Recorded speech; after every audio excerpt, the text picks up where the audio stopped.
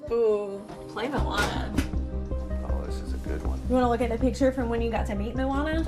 Yeah. So this is our daughter's room that will hopefully be a nursery again one day in the future. We hope to bring another baby home here. There's Moana. 35-year-old Kimberly feels like time is running out, and every day that goes by, her frustration only grows. Do you feel like there is a sense of urgency around this moment? Yeah. You know, I do feel like there's a sense of urgency, not just for me, but for numerous other women. In a perfect world, Kimberly should be just a few hours away from her fourth and final attempt at IVF, her last chance to get pregnant. But she's not, after a number of fertility clinics in Alabama all canceled procedures. Do you feel like you are missing your final opportunity to possibly expand your family? Yeah, I will fight for this embryo. This embryo is coming home to us one way or another, whether it's here or it's somewhere else. I will do whatever I have to get this embryo.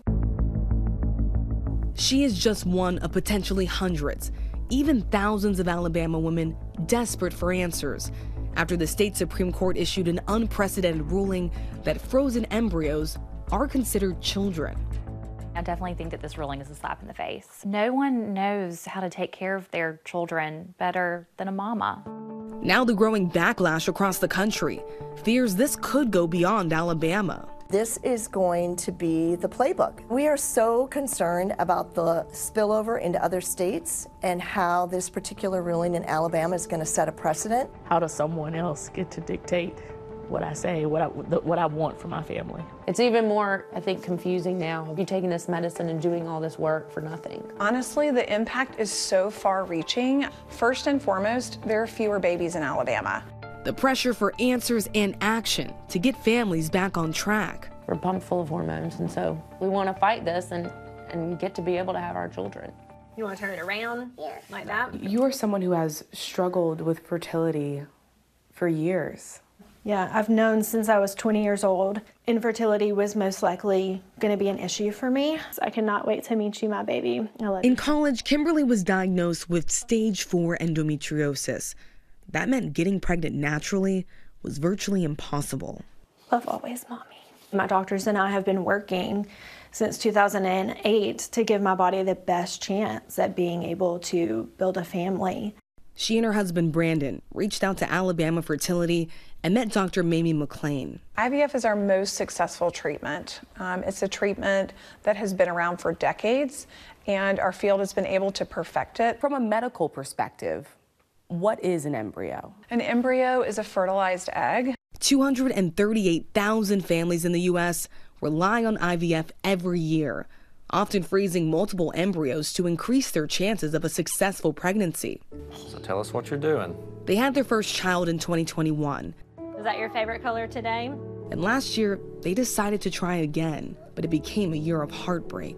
Losing a pregnancy for the first time is obviously gonna shake you and be difficult. When you look up the statistics, the chances of having 2 miscarriages back to back, low statistics. I'll be honest with you, I can't really,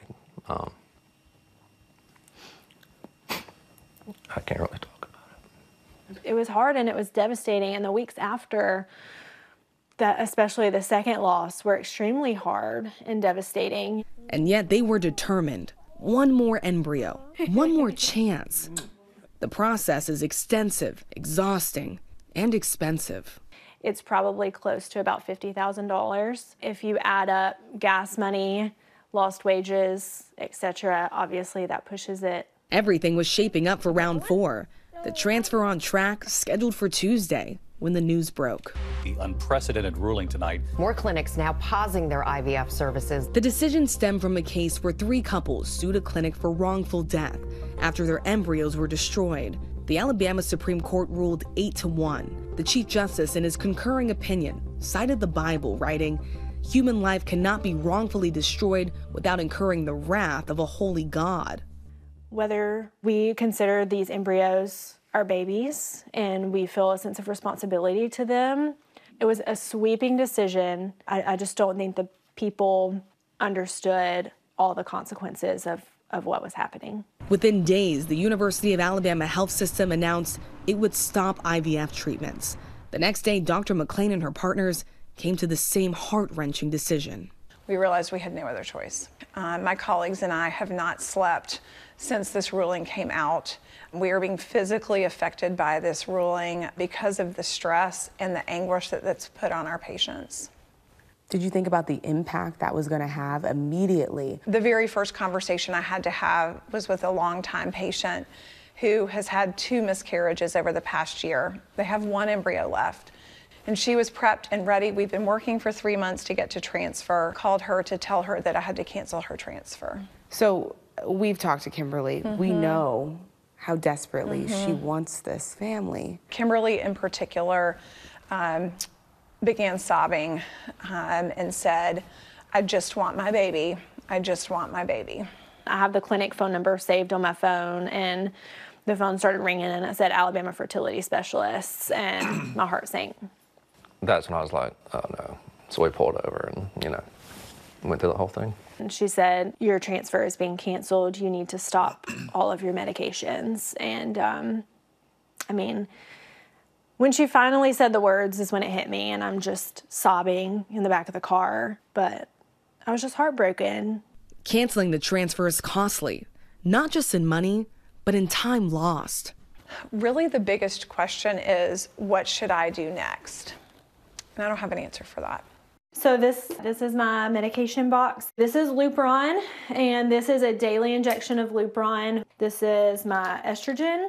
And then, as always, in infertility, you have all your supplements. And typically when I share with people what all goes into it, they're just shocked.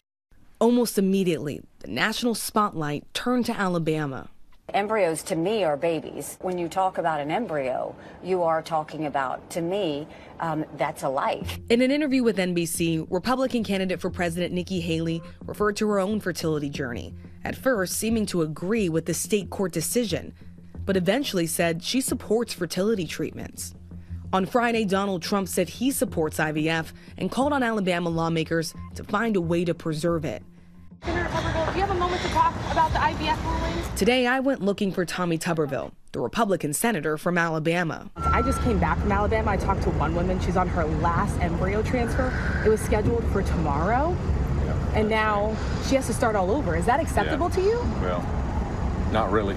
No, I want everybody, if they want kids, if they can't have it, and that's the only way they can have it, I want them to be able to use that. So to be clear, you believe it's the wrong move?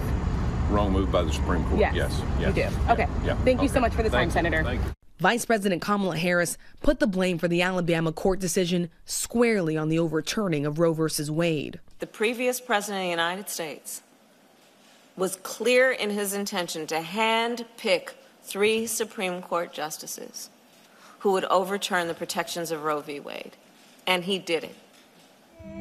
I don't know if it was the intended consequence of the case, but I do think it was an intended consequence of the overturn of Roe v. Wade. Rebecca Matthews is worried about the fallout from all of this. I do not think embryos are children. I think that embryos are the hope of a life. I think that embryos are the hope that you hold in your heart for your family. But I do not equate our embryo to my 2 children that I currently have. She also went to Dr. McLean to expand her family.